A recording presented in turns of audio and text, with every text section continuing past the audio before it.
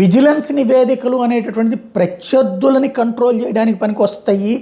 లేదంటే కనుక మనం ఏదైనా చర్య తీసుకోవడానికి ఒక సాక్ష్యం కిందన ఒక సపోర్టింగ్ డాక్యుమెంట్గా పనికి వస్తున్నాయి. కానీ కమిట్మెంట్ అనేటటువంటి కాన్సెప్ట్ ఏమీ లేదు. ఇప్పుడు జగన్ ప్రభుత్వాన్ని ఇరకాటంలో పెట్టేందుకోసం, జగన్ ప్రభుత్వం టైంలో ఏదో జరిగిందన్నటువంటి వాటిని చూపించేందుకోసం విజిలెన్స్ ఎంక్వైరీలు, వాళ్ళు అత్తేల్చారు ఇత్తేల్చారు అన్నట్టు వేదికలు, వాటి ఆధారంగా చర్యలు.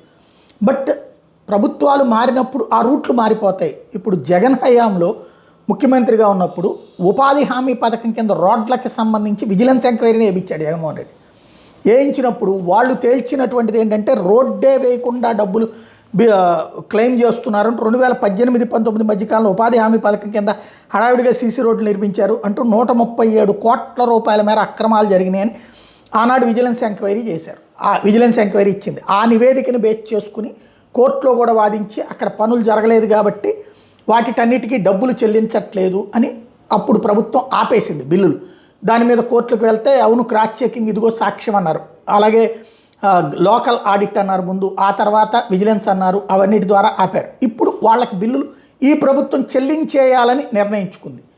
అంటే దీన్ని వాస్తవంగా చెప్పాలంటే పనులు జరగలేదని విజిలెన్స్ నివేదిక ఇచ్చిన దానికి బిల్లులు చెల్లించడం, ఇది అంగీకారయోగ్యమా? మామూలుగా అయితే ఇది ఒక కుంభకోణం అవుతుంది. కానీ ఇక్కడ ప్రభుత్వాలు ఏది చేస్తే అదే కరెక్ట్ అన్నటువంటి రూట్లో ఏం జరుగుతుంది అనేది భవిష్యత్తులో తేలాల్సి ఉంది.